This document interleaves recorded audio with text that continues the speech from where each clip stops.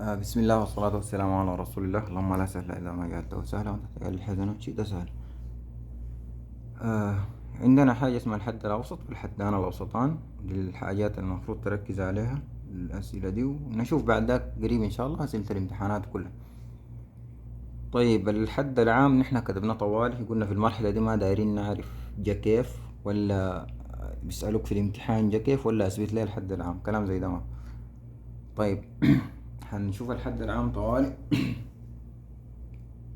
عندنا حاجة اسمها الحد العام، يعني في حد عام بتقدر تجيب بيه، وبعدين اي حد انت في اي منطقة دايره تجيب الحد العام ده. يعني هسه لو خطيت الصميشن كده هو نفس الكلام اللي حفظته اول. الحد العام ده راء زائد واحد تساوي نون غاف راء سين والسينون ناقص راء في الف والسي راء. طيب اللي هم معي. عندنا حاجة اسمها الحد الأوسط والحدان الأوسطان. نشرح سايب من قبل نصل الحاجة دي زمان ادونا انه حد اوسط يهودا في الاحصاء بتوسط الحدود تماما، خلي نص بجاي ده كده حد اوسط. حدان اوسطان يهودا ده هنا خليها هنا تمام، ده حدان اوسطان. نجي نشوف بعد ده فوق نجيبها كيف هنا في ذات الحدين. قال الحد الأوسط هو الذي يقع في وسط الحدود، بحيث تكون الحدود التي قبله تساوي عدد الحدود التي بعدها. ما تجي تقعد ليس 3 ساعات عشان تقدر تحفظ لي التعريف ده، ما بيجي بيقول لك عرف الحد الأوسط. تمام، ده فهم، ده اللي فهم، ما حاجة حفظ احفظها نزلها، لا ده كده فهم. فهمك انه حاجة اسمها الحد الأوسط دي بتوسط الحدود تماما، بحيث انه الحدود التي قبله تساوي الحدود التي بعده. يعني ما احفظ، ده شرح ساي فهم. لو انت فاهمه خلاص ما تشتغل بدي تاني. انه متوسط الحدود تماما، بحيث انه الحدود التي قبله تساوي الحدود التي بعده. تمام، ده برضو شرح ما حفظ، ده شرح كله شرح. تمام. قال لك اذا كان نون عددا زوجيا فان عدد الحدود يكون فرديا. حاجة عارفينها نحن انه لانه قبل قلنا نون بيساوي نون زائد واحد، او في المحاضرة اللي فاتت قلنا انه عدد الحدود بيساوي نون زائد واحد. يعني اذا النون حقتك دي 3 معناتها عدد الحدود 4، اذا النون 5 معناتها عدد الحدود 6. قال اذا كان نون عددا زوجيا ده يجيب اول حاجة اسمها الحد الاوسط. يعني فلنفرض انه مثلا سمين كل مثلا ده سين 2 سين، إذا كانت نون مثلا 4 معناتها عدد الحدود بيكون فردي. 3 س مثلا 2 س،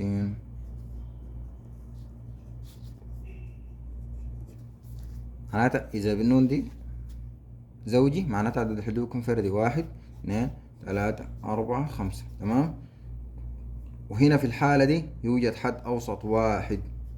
تمام، عدد الحدود التي قبله تساوي عدد الحدود التي بعده. تمام، ركز معي، ده إذا كانت نون. تمام، نون دي كانت فردي بقى مثلا س زائد 2 الكل السنون فرضا ساي كل السي 4، معناتها عدد الحدود بيجي 5، معناتها في حد أوسط واحد. تمام. الحد الأوسط الواحد ده قال لك شنو؟ فيه راء بتساوي نون على 2. راء دي تسمى رتبة الحد ما ترتيب الحد، فرق لي بين الرتبة والترتيب هنعرف عسي. راء دي تسمى رتبة الحد. طيب قال لك فيه راء بتساوي نون على 2. نون بكم؟ ب4 على 2، معناتها في راء بتساوي 2. إذا أنت فهمت إنه راضي معناتها يهو ذاته ترتيب حدك الأوسط، معناتها أنت غلطان. إذا جيت حسبت 1 2 معناتها أنت غلطان صح؟ إذا الراء دي بتسمى الرتبة. مش قبل قلنا الحد العام حاء راء زائد 1 بتساوي لي نون غاف بتساوي لي نون غاف راء في س والسينون ناقص راء ألف والسراء.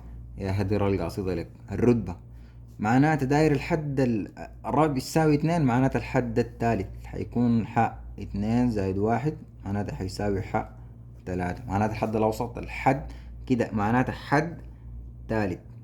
تمام، رمى ب2. إذا كانت رابية 5 معناتها حدنا الكم؟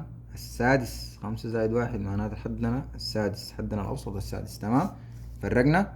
أيوة عرفنا إنه راضي معناتها الرتبة. اما الترتيب يا هدى لما تزيد واحد بيجيك الترتيب فعلا، واحد اتنين تلاتة. واضحة؟ اظن فيها حاجة. طيب اذا داير اجيب الحد الاوسط اجيبه كيف؟ بسيطة جدا، اقسم النون على اتنين. تمام، بتجيب لك الراء.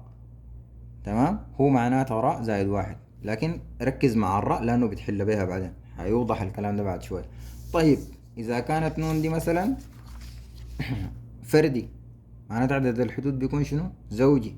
كيف نون فردي؟ سين مثلا زائد تلاتة الكل خمسة. نون دي فردي صح؟ معناته لما تيجي تفك الحدود دي ايا كان، ده مثال ساي شرح. سين أس خمسة مثلا، تلاتة سين أس خمسة زائدا اتنين سين أس أربعة زائدا ستة سين أس تلاتة زائدا تلاتة سين زائدا. مثلا كمثال سهل، عدد الحدود معنات عدد الحدود زائد واحد صح؟ عدد الحدود بيكون فردي مش؟ واحد اتنين تلاتة أربعة خمسة ستة مش؟ معناته يوجد حدان أوسطان. إذا قلت حد أوسط واحد، عدد الحدود اللي قبله ما بتساوي اللي بعده، ده معناته ما حد أوسط. لكن يوجد حدان أوسطان، بحيث إنه عدد الحدود اللي قبل يساوي عدد الحدود اللي بعد. هنا اتنين وهنا اتنين. تمام. أجيبهم كيف الحدان الأوسطان ديل؟ قال لك والله بسيطة جدا. أول شي النون دي أطرح لي منها واحد وأقسمها على اتنين، دي راء، ده كده الحد الأوسط الأول. والحد الأوسط التاني النون دي زيد لها واحد وأقسمها على اتنين. يا دول أشرحها لي أنا هنا. طيب الراء قال بتساوي إنه النون ناقصا واحد على اتنين، والنون زايدا واحد على اتنين. الراء دي حتساوي لي النون بخمسة ناقصا واحد على اتنين، والنون بخمسة زايدا واحد على اتنين. معناته الراء حتساوي لي أربعة وخمسة. هل لا، هنا اتنين وتلاتة. تمام، اتنين وتلاتة.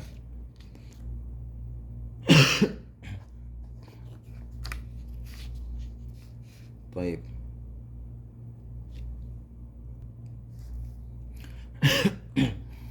إذا جيت أسي الاتنين دي، إذا حسبت واحد اتنين، يا زول ده ما الحد الأوسط الأول، والتلاتة ده ما الحد الأوسط التاني، ده الأول. دي شنو اللخبطة دي يا زول؟ أنا قبل قلت لك دي الرتبة ما الترتيب، دي الرتبة. إذا دارت تعرفوا الحد الأوسط الأول معناته تلاتة حتكون صح. التالت فعلا ده الحد الأوسط الأول، والحد الأوسط التاني أربعة. تمام، الكلام ده كله ما فهمته خليه على جنب، هنشرحه في المثال هنعرف. تمام. طيب مثال تلاتة، اشرح لنا الكلام ده يا زول ببساطة، خليه علينا. مثال تلاتة فيه حاجتين ان شاء الله عشان الفيديو ما يطول. مثال تلاتة، لأنه الناس من تشوف الفيديو كده أكتر من نص ساعة بتكش طوالي. فيه ألف داير الحد الأوسط، الحد الأوسط في مفكوك سين زائد نص الكل أس عشرة. داير الحد الأوسط في الكلام ده، هنشتغل ألف أول. نحنا قلنا يا أخي إذا ما قدرت تلخبط نفسك بإذا كان ولا ما إذا كان، دي بس عارف القوانين طوالي. طالب الحد الأوسط طوالي بخط رافع يساوي نون على اتنين، بس خلي إذا كان ولا ما إذا كان دي خليها. داير هو الحد الأوسط مش؟ طوالي بجي بكتب له راء بتساوي نون على اتنين بتساوي نون بكم؟ عشرة على اتنين بتساوي خمسة. راء حقت الحد الأوسط بخمسة، وأنا عارف هو داير يوجد قيمته مش؟ أنا عارف إنه راء زايدا واحد بتساوي لي النون غاف راء في سين والسنون ناقصا راء ألف والسرة. قلنا ده اسمه حد عام. هتعرف عرفت كده بعدها استخدام الحد العام لشنو؟ هتجيب به حد أوسط، حد خالي من سين، حد مشتمل على رقم معين هتوجد به. وأنا جبت راء بكم؟ بخمسة مش؟ زايدا واحد، معناته في المفكوك ده الحد الأوسط رقم كم؟ رقم ستة. وفعلا لو جيت فكيت هيجينا 11. خمسة هيكونوا باليمين وخمسة باليسار، والسادس ده قاعد في النص، والحد الأوسط. ما علينا، نطبق هنا فوق. النون بكم؟ عشرة، والراء بكم؟ خمسة.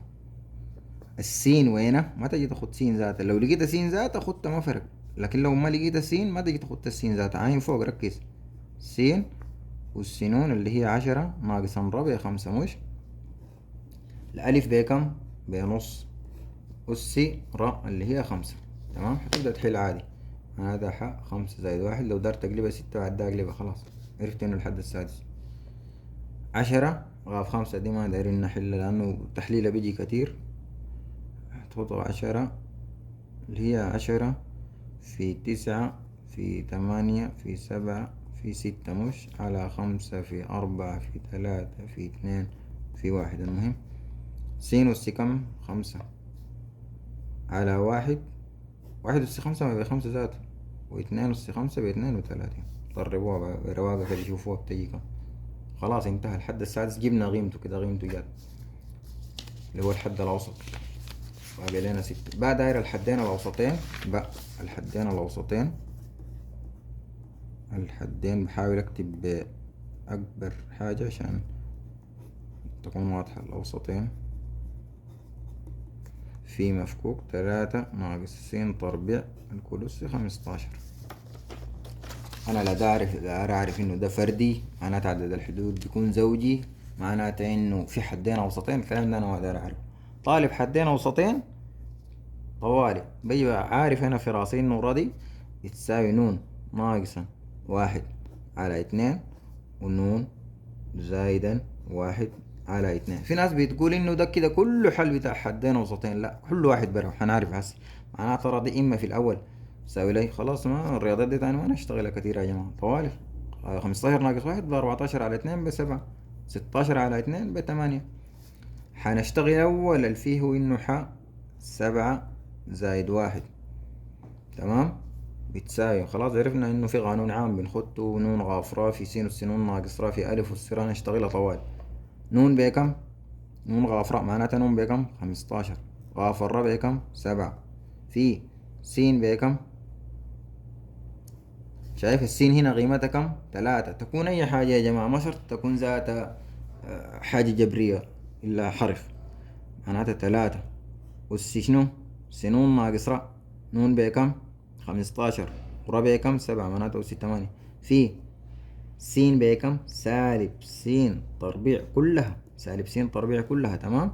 كلها ألف. دي اللي هي ألف، دي س ودي ألف. تمام. ما يجي يخط لك قيمة السين دي في النهاية تقدر تتفلسف له وتقول له لا هي دي ما سين، هقوم تحولها بجاي تاخد لها هنا. تمام.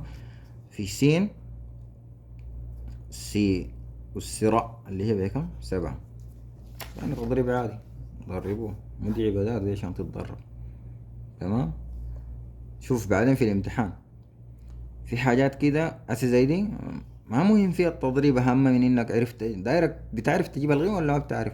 تقوم تعدي لك 7 دقائق عشان تضرب دي، أكلت بيها حق 3 4 مسائل تانية. خليها كده، وقفها، بيكون عندك باقي مساحة فاضية. أمشي للبعدها. بيفضل زمن بعدين تعال ارجع حلها. تمام. بعدك بقيت فاضي ضرب، جيب له 2680 كده قيمة، ضرب له بمزاجك تاني، لأنه حتضرب دي جي قيمة تضربها في دي. طيب ده الحد الأوسط الأول القاعد اللي هو قاعد في رقم 8. بعده تستخدم مرات تانية 8 زائد 1 يساوي طيب نون غافرة. النون بكم؟ 15 والرا بكم؟ 8. أنا قاعد أنطق في القانون وبطبق طوالي. سين والسنون ناقص را. سين بكم؟ 3. نون بكم؟ 15 ورا بكم؟ 8. 15 ناقص 8 معناتها ب7. في ألف قيمتها كم؟ س ناقص 2. س أس 2 دي كده كلها ألف. ما هي هدي ألف، الأولى دي اسمها س والتانية دي اسمها ألف. تمام. أس شنو؟ أس را معناته أس 8. شوف قيمتها بتجي كم. بس انتهى. موضوع بسيط جدا جدا جدا كده. اعتباره الدرس انتهى، لكن حنشوف فيه أمثلة. بمرة بيطلب منك أوجد الحد الذي يشتمل على كده، والحد الخالي من س، والحد كده. كله هتشتغلوا بالقانون العام. طيب حاسس إنه شارح سريع لكن ما مشكلة. مثال 4. هنا ليه مثال 3 قلنا؟ لأنه أخذنا مثال 1 و2 في نظرية ذات الحدين بهناك، عشان كده طوالي ماشي مثال 3. طيب قال جد الحد الخامس في مفكوك 2 س ناقص 3 الكل أس 7. داير الحد الخامس. ايوه طيب دي كيف دي بحلوها يا زلمة؟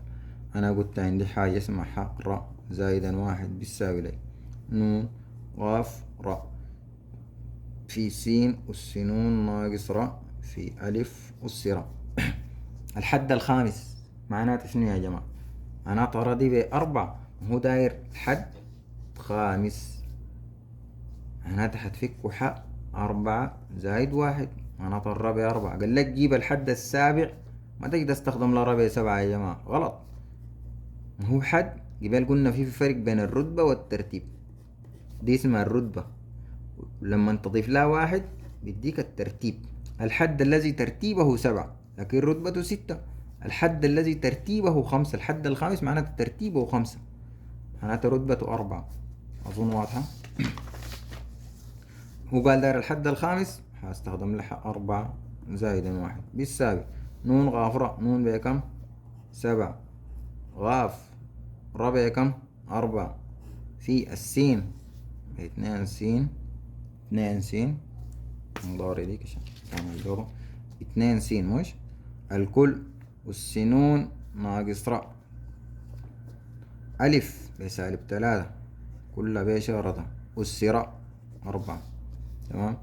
تساوي دي نحاول نحل سبعة في ستة في خمسة على تلاتة في اثنين في واحد. ده شنو يا زول غلط؟ قلنا السبعة غاف أربعة يا هذات السبعة غاف تلاتة في اثنين أس تلاتة بتمانية سين أس تلاتة بتلاتة، دي بقت بكم؟ في تلاتة في تلاتة في تلاتة في تلاتة سالب أس موجب أس زوجي بتجيك بموجب الإجابة واحد وتمانين بتساوي لي سبعة في خمسة بخمسة وتلاتين في تمانية في الواحد وتمانين دي بهناك سين أس تلاتة. شوفوا بتجيك بكم. موضوع بسيط جدا ده كده. الحد الخامس في المفكوك ده قيمته يا هدي الحد الخامس. طيب بعدها قال جد الحد المشتمل، جد الحد المشتمل على سينوس ستة في مفكوك اتنين سين تقريب ناقص واحد الكل ست زائد. زول ده بدأ يتفنن في الأسئلة، مهما جاب لك السؤال بقيت فاهم حتحل. تمام. الحد المشتمل على سينوس ستة في مفكوك اللي هي رقم خمسة دي، أقول اتنين سين تقريب ناقص واحد الكل وست زائد. داير الحد المشتمل على كم؟ مشتمل على س أس ستة. أنا ما عندي حاجة بحل بها غير القانون العام ده يا جماعة. را زائدا واحد بتساوي نون غاف را. هسه من هنا المفروض تكون حفظ س أس نون ناقص را ألف أس را. تمام. ح را زائد واحد، أنا هنا را معرفة يا جماعة ولا هو كالشيوم. قال الحد المشتمل على س أس ستة. راء ما عارفها كم، ما عارف هو الحد مشتمل على س أس ستة لكن ما عارف هو واقع رقم كم ولا كيف. حنعرف هنحلها كيف. حنخط على قدر تشوف تخط الحاجات اللي عندك أول شي على قدر نون بتسعة. راء أنا ما عارفها. س وينها؟ باتنين س تقعيب الكل س تسعة ناقص راء ألف بكم؟ سالب واحد أس راء. واضح؟ ح راء زائد واحد حتساوي تسعة غافرة في دي براها اتنين أس تسعة ناقص را في دي فكها براها تلاتة في تسعة حتبقى كده خليك معي تلاتة مضروبة فيه هنضرب فوق مش تسعة ناقص را. أول شي حضرب التلاتة في تسعة تبقى لي هنا سين مش قاعدة زي ما تلاتة في تسعة بسبعة وعشرين ناقصا تلاتة في را بتلاتة را. هنا حتبقى لي واحد أس سالب را. تمام. واحد أس سالب ولا هو السالب ده خليه زي ما هو. تمام. واحد أس سالب را. فيها حاجة غلط من المسألة دي ولا شنو؟ طيب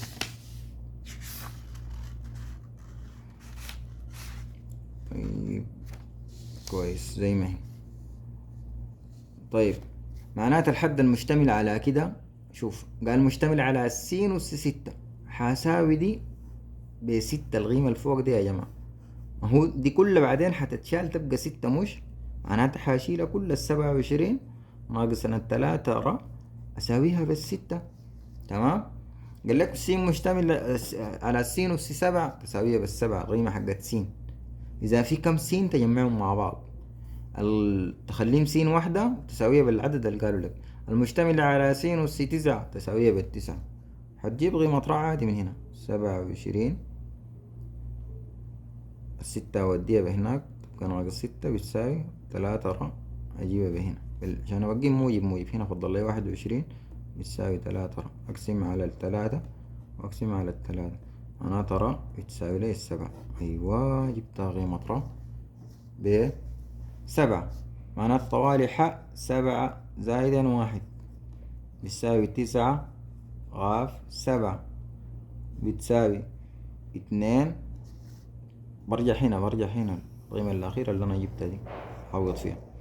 2 أس 9 ناقص 7 2 في السين. شوف دي لو ما جاتك 6 القيمة دي أنت غلطان. 27 ناقص 3 قيمة ربع كم؟ ب7. 3 في 7 ب21 و27 ناقص 21 ب6. ما هو قال لك حد مشتمل على س أس 6 لابد تجيك هنا. تمام. سالب 1 والسراء ربع كم؟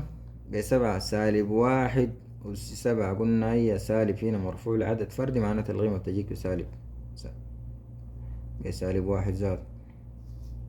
تمام. ضربوها شوفوها بتجي بكم. ما في داعي نضرب صح. 9 غاف 2 دي عبارة عن 9 غاف 2. ما بفك 9 بقاف 7 فك 9 غاف 2. 9 في 8 على 2 في 1. تمام. 9 في 4 ب36. 36 مضروبة في 4. 36 في 4. 36 في 4 بكم؟ ب144 ولا بكم؟ 120. 36 مضروبة في 4. 62 ب4. 4 12 و2 4 سالب 144 س 6. طيب اللي بعده المثال الأخير قال جد الحد الخالي من س. المفروض تحلوا براكم بعد ده. خلاص تساويها بالصفر بس بدل تساويها بسين. في مفكوك 2 على س تربيع زائدا س فيها سينين يعني دي حلوها كده. طيب عندنا والله القانون العام ده اللي بنشتغل بيه والحفظناه ده نون غافرة س والسنون ناقص ر ألف والسرة ح راء زائدا 1 هتساوي لي نون بكم؟ 6 غافرة أنا ما أعرفها لسه في السين. سين بكم؟ قيمتها الأولى ب2 على س تربيع كل أس 6 ناقص ر. ألف بكم؟ ب أس ر. تمام. ده هنشتغلها بالراحة ما نستعجل. ح ر زائدا 1 هتساوي لي 6 غافرة. خدتها زي ما هي. ركز معاي في دي كأنها كده كأنها 2. تمام. في س أس سالب 2 مش ياها زادة. السالب ده لما تجيبه تحت بيجيك ياهو بالموجب. لما ترفعه فوق بترفعه بالسالب. الكل أس 6 ناقصة ر. تمام معاي مش واضحة. هتبقى الاتنين أول مرفوع على الكلام ده. الاتنين أول مرفوع على 6 ناقصا ر. بعدها القيمة دي مرفوعة على الكلام ده. تمام. طيب سالب 2 في 6 بالسين والسي فوق. سالب 2 في 6 سالب 12. تمام. هضرب هنا مرة في دي ومرة في دي بإشارات. وسالب 2 في سالب ر بموجب 2 ر. واضحة يا جماعة ولا داير يعيدوها؟ هتبقى الاتنين على س تربيع يا هزات الاتنين س أس سالب 2 أس 6 ناقصا ر. هشيل دي مرة لدي براها. والمرة التانية سالب 2 في 6 سالب 12 وسالب 2 في سالب ر بموجب 2 ر. هنا فضل لي شنو؟ س أس ر. والله انت قلت لنا قبل شوية لابد تخليها كل شكل س واحدة تتصرف بأي طريقة. طيب ح ر زائدا واحد حتساوي الستة غاف ر، الاتنين أس ستة ناقصا ر. ضرب بتاع أسس زمان ادونا له أساس متساوي، جمع القوة فوق. طيب أساس بخط وشيل واحد، سالب 12 زي ما هي، وزايدا 2 ر ومعاها ر واحدة، ر زدنا لها 2 ر زدنا لها ر واحدة معناتها زايد 3 ر. تمام. الحاجة قلنا اللي بتجيك في س دي هي اللي بتمشي تساويها بالحاجة اللي قال دايرة. قال دايرة بستة تساويها بستة، مشتمل على س أس سبعة تساويها بسبعة، مشتمل على س أس صفر أو حد خالي من س تساويها بالصفر. طوالي سالب 12 زائدا 3 ر هتساوي لي الصفر، لأنه قال حد خالي من س، يعني الحد خالي من س والحد اللي فيه س أس الصفر حاجة واحدة.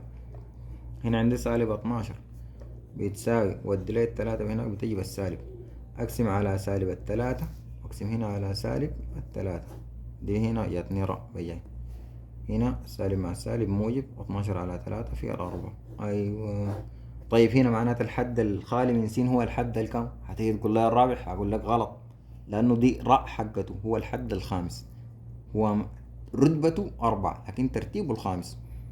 معناتها ح 4 زائد واحد حتساوي لي، أمشي عوض راضي بس هناك كل حاجة 6 غاف 4 مرة ما جبتها ب4 2 أس 6 ناقصا ربع كم؟ 6 ناقصا 4 ب2 في س دي إذا ما جاتك صفر غلط معناتها التحالي غلط. سالب 12 في 3 في 4، 3 في 4 بموجب 12 زائد هنا في زائد ما في، سالب 12 وموجب 12 صفر، س نص صفر معناتها بقت س نص صفر، معناتها بتساوي لي 6 في 5 على 2 في 1. قلنا بنفك الأسهل طوالي في 2 أس 2 ب4، هنا س نص صفر خلاص، س نص صفر بواحد، دي مع دي فيها 3، 3 في 5 ب15 في 4 ب60، إجابة جاتنا 60 في رعاية الله.